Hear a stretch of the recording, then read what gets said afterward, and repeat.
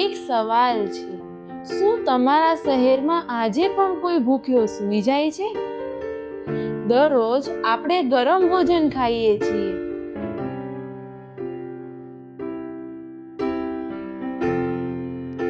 પણ કોઈ છે જે આજે પણ ભૂખ્યા સૂઈ જાય છે?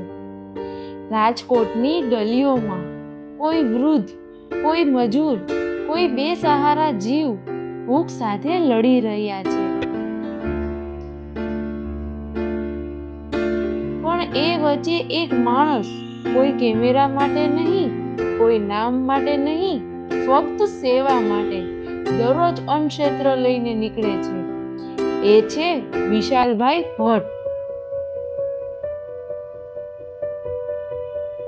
જ્યાં જરૂર હોય ત્યાં પહોંચે છે.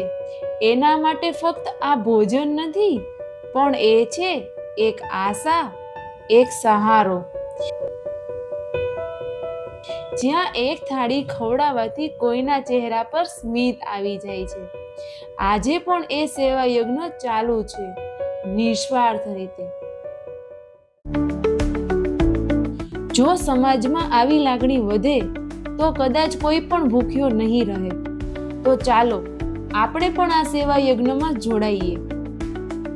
આ રીલ વધુ લોકોને શેર કરો, જેથી આપ પણ આ સેવા યજ્ઞમાં સહભાગી બની શકો.